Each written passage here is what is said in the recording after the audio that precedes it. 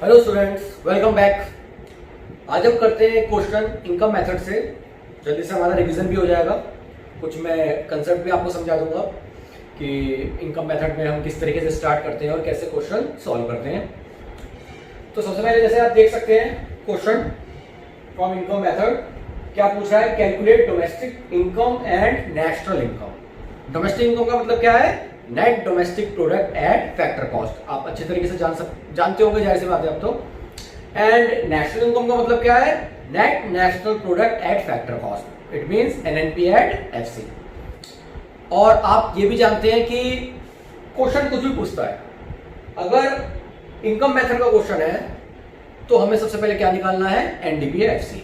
और NDP FC होता है क्या है, डोमेस्टिक इनकम। यहां तो बस फॉर्चुनेटली पूछ ही वही रहा है जो इसका फर्स्ट स्टेप होता है। अगर ये भी ना पूछता तब भी हम एनडीपी एफसी ही, जिसको हम डोमेस्टिक इनकम के नाम से जानते हैं, वो ही निकालते हैं।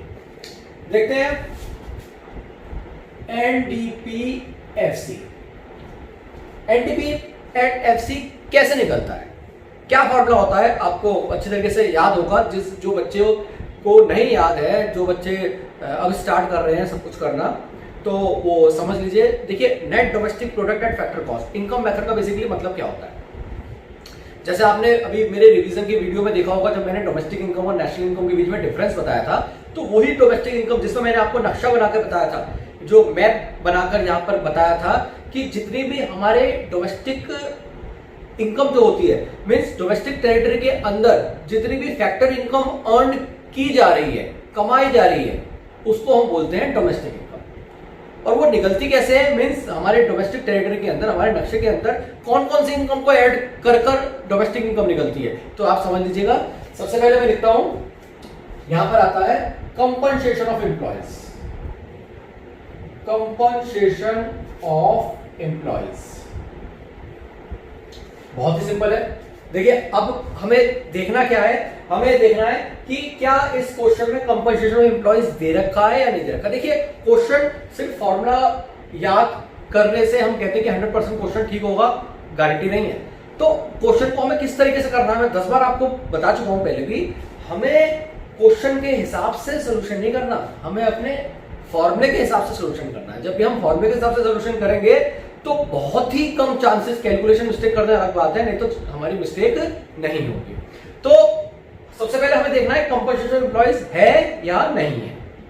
अगर कंपनसेशन एम्प्लॉयज नहीं है, वैसे इसमें दे रखा है या कंपनसेशन एम्प्लॉयज, अगर कंपनसेशन एम्प्लॉयज नहीं है, फिर हम क्या करेंगे, फिर हम कंपनसेशन एम्प्लॉयज को बनाएंगे। कैसे बनाएंगे, wages and salaries plus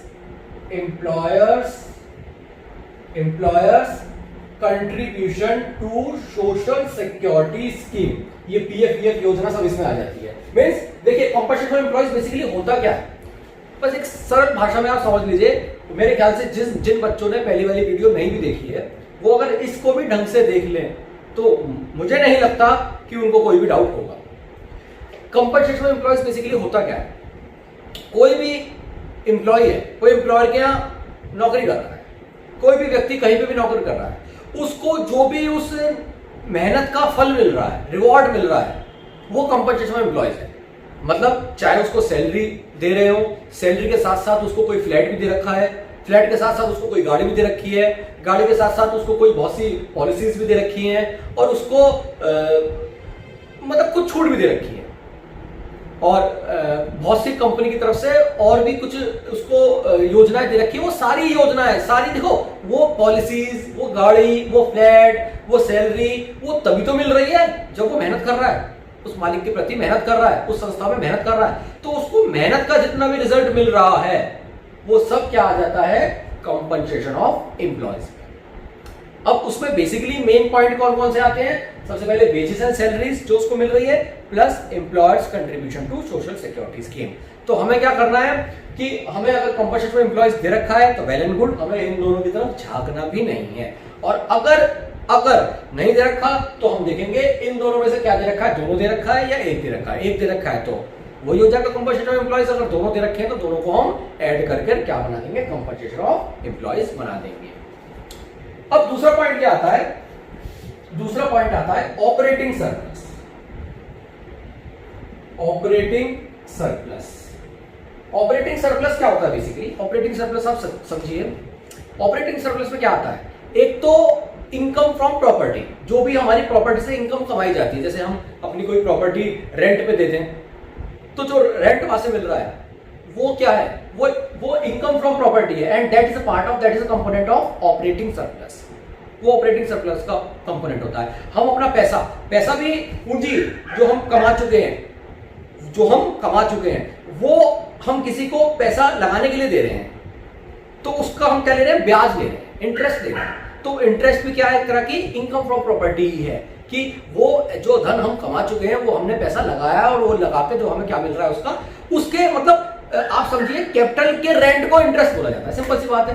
property के कोई फिक्स एसेट्स के उसको जो किराया मिल रहा है उसको रेंट बोला जाता है, और अगर हम कैपिटल कहीं लगा रहे हैं, पैसा कहीं लगा रहे हैं, उसका जो वो हमें एक तरह का किराया दे रहा है, उसको बेसिकली क्या बोला जाता है? ब्याज, दैट इज रेंट। तो ये दोनों चीज क्या होती है? इनकम फ्रॉम प्रॉपर्टी होती है, प्लस जो ऑनर, एंटरप्रेन्योरशिप, मालिक जो मेहनत कर रहा है उसको जो रिवॉर्ड मिलता है in the form of profit. तो ये तीन कंपोनेंट मेन होते हैं किसके? ऑपरेटिंग सरप्लस के। क्या आता है? Rent, interest and profit. तो लिख लेते हैं, rent plus interest plus profit. Rent के साथ साथ कभी कभी रॉयल्टी भी दी जाती है। रॉयल्टी जैसे मैंने आपको पहले भी एग्जांपल में बताया था, किसी का नाम चलता आ रहा है, पहले से चलता आ रहा है, चाहे वो व्यक्ति नहीं भी है, उसका नाम चलता आ रहा है और उसके नाम से ही पैसा कमा रहे हैं लोग, उसके नाम। जैसे टी सीरीज वाला है, टी सीरीज जिसने शुरुआत की थी, उसकी डेथ हो गई, मगर तब भी टी सीरीज के नाम से उसको यूज करके उनके परिवार वालों को अब भी किराया दिया जा रहा है, उसको नाम को यूज करने का। तो नाम को यूज करने का किराया को हम बेसिकली क्या बोलते हैं? हमने रॉयल्टी। प्रॉपर्टी को यूज करने को हम क्या बोलते हैं? रेंट। और नाम को यूज करने के लिए हम जो उसको किराया दे रहे हैं, दैट इज रॉयल्टी। तो रेंट एंड रॉयल्टी भी कभी भी लिखा जा सकता है। तो जब भी रॉयल्टी भी लिखा हो तो वो भी इसमें हम ऐड करेंगे। तो मेन कंपोनेंट मैंने बेसिकली लिख दिए हैं, आप रॉयल्टी भी लिख सकते हैं इसके साथ साथ। Rent, royalty, interest and profit, basically तीन मेन होते हैं, रेंट, इंटरेस्ट एंड प्रॉफिट। अब बेटा जरा ध्यान रखिएगा, जिन बच्चों को, जो बच्चे कर चुके हैं वो तो जानते होंगे, जो बच्चे स्टार्ट कर रहे हैं ये ध्यान रखिएगा कि कभी कभी ऐसा भी हो सकता है कि हमें ऑपरेटिंग सरप्लस ना दे रखा हो, जैसे इस क्वेश्चन में नहीं दे रखा। हम देखेंगे कि क्या इसमें रेंट कहीं दे रखा है, रेंट दे रखा है तो हम ऐड कर लेंगे, इंटरेस्ट दे रखा है, इंटरेस्ट दे रखा है तो ऐड कर लेंगे, और अगर प्रॉफिट दे रखा है तो प्रॉफिट ऐड कर लेंगे, वेल एंड गुड। अगर प्रॉफिट नहीं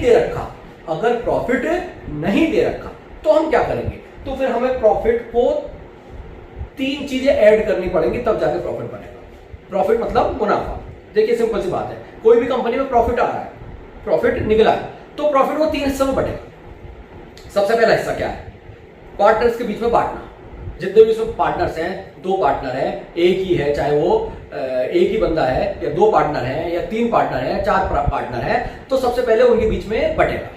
जो भी part of profit which is distributed among the partners is known as dividend. उसको हम बोलते हैं डिविडेंड। उसको हम क्या बोलते हैं? डिविडेंड। यहां पे देखिए आप डिविडेंड देख सकते हैं, दिस इज डिविडेंड।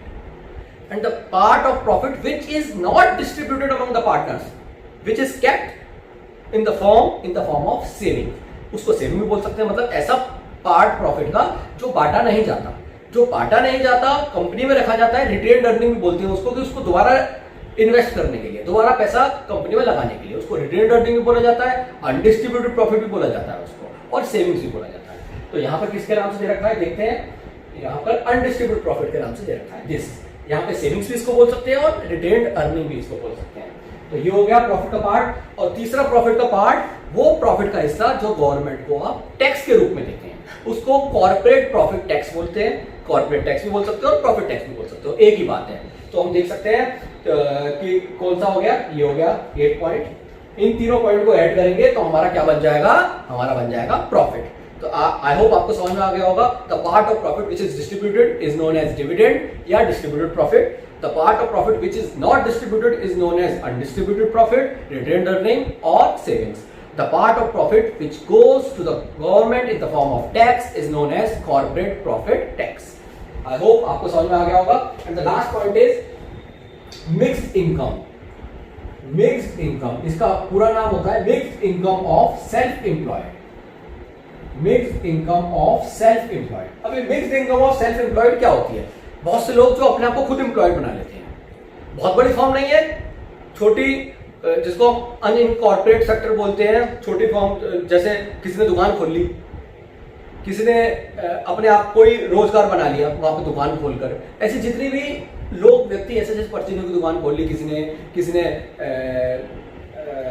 मान के चलिए कन्फेक्शनरी की शॉप खोल रही, किसी ने ऐसे छोटे छोटे काम जो व्यक्ति कर रहे हैं, जो अपने आप को खुद रोजगार बना रहे हैं, वो आता है mixed income of self employed, क्योंकि उन्होंने अपने आप को खुद ही एम्प्लॉयड कर लिया है। तो mixed income of self employed का कोई भी पार्ट नहीं होता, ये डायरेक्ट ऐसे दे रखा होगा। अगर दे रखा होगा, अगर दे रखा है, आप देख सकते हैं 10 पॉइंट दे रखा है मिक्स्ड इनकम के नाम से। आई होप आपको समझ में आ गया होगा। इन तीनों चीजों को ऐड करेंगे हम, कौन कौन सी हो गया, first in compensation employees, second is operating surplus and third is mixed income. इन तीनों को ऐड करेंगे, हमारा क्या बन जाएगा, एनडीपीएफसी, जिसको हम बोलते हैं डोमेस्टिक इनकम। और ये सारी इनकम है क्या, ये सारी इनकम, इसको हम बोलते हैं एक तरह का फैक्टर इनकम। जितनी भी फैक्टर इनकम कमाई जा रही है हमारे डोमेस्टिक टेरिटरी के अंदर, उन सबको ऐड कर दिया जाता है एक साल के अंदर, जिससे हमारा बन जाता है जो डोमेस्टिक इनकम। आइए जल्दी से करते हैं एनडीपीएफसी। देखिए कितना सिंपल बन जाता है क्वेश्चन। वंस फॉर्मूला हमें परफेक्ट है, हमें कोई दिक्कत वाली बात नहीं है। देखिए सबसे पहले हमें क्या देखना है, आप इधर भी देख सकते हैं, सबसे पहले हमें देखना है कंपनसेशन ऑफ एम्प्लॉइज दे रखा है नहीं दे रखा।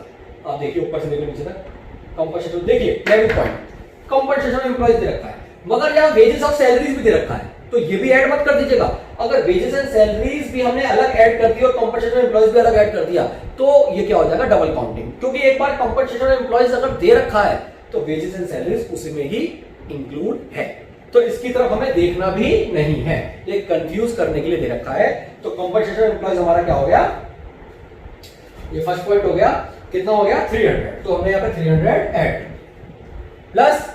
अब देखिए ऑपरेटिंग सरप्लस, अगर ऑपरेटिंग सरप्लस भी दे रखा हो तो क्वेश्चन में तो कुछ बचा ही नहीं, तो बहुत इजी क्वेश्चन हो जाएगा। देखते हैं ऑपरेटिंग सरप्लस दे रखा है, बिल्कुल नहीं दे रखा ऑपरेटिंग सरप्लस। ऑपरेटिंग सरप्लस बनाने के लिए हम क्या करेंगे, ब्रैकेट बना लेते हैं। सबसे पहले देखिए रेंट दे रखा है, बिल्कुल दे रखा है, रेंट कितना है 50, ये रेंट हो गया हमारा 50। उसके बाद देखिए इंटरेस्ट दे रखा है, इंटरेस्ट इंटरेस्ट इंटरेस्ट इंटरेस्ट बिल्कुल दे रखा है 9 पॉइंट।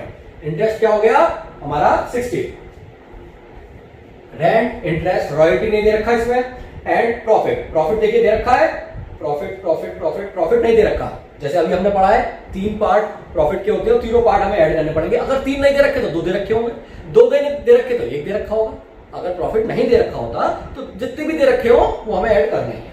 मैक्सिमम 3 होते हैं। देखिए प्रॉफिट को हम ऐड करते हैं, सबसे पहले हम क्या करेंगे, डिविडेंड। डिविडेंड कितना है 100, डिविडेंड हो गया हमारा 100 प्लस अनडिस्ट्रीब्यूटेड प्रॉफिट कितना हो गया 100 प्लस गवर्नमेंट को जो टैक्स के रूप में दिया है, काम गया ये रहा, दैट इज 50। ये हमारा बन गया रेंट इंटरेस्ट एंड प्रॉफिट।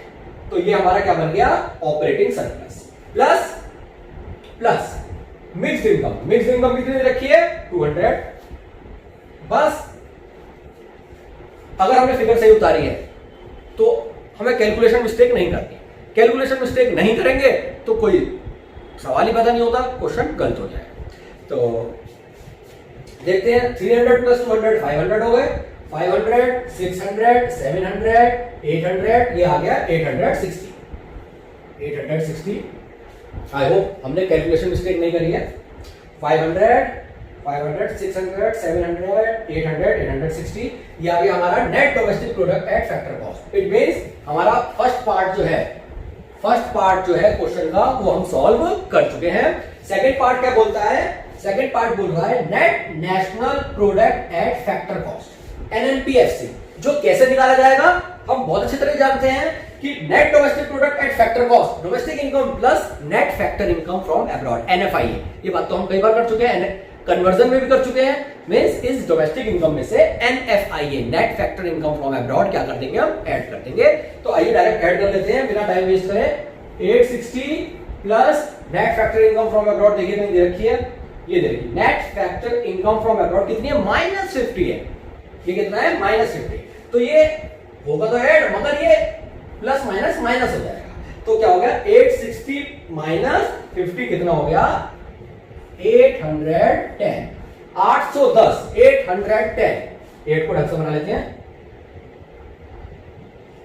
810 क्या आ गया हमारा national income. It should be in rupees. अगर करोड़ में दे रखा, करोड़ दे रखा हो तो करोड़ लिख लेंगे, otherwise it should be in rupees. तो रुपीज 810 हमारा आ गया नेशनल इनकम। देखिए कितना सिंपल है। और अगर हम कैलकुलेशन मिस्टेक नहीं करते हैं तो फॉर्मूले हमारे टिप्स में है, तो कोई चांस ही नहीं है कि हम क्वेश्चन उसको गलत कर दें। आई होप आपको समझ में आ गया होगा, बहुत इजी लगा होगा। और इनकम मेथड के जल्दी से 2-4 क्वेश्चन कर लीजिए, कोई डाउट होता है मुझसे पूछिए।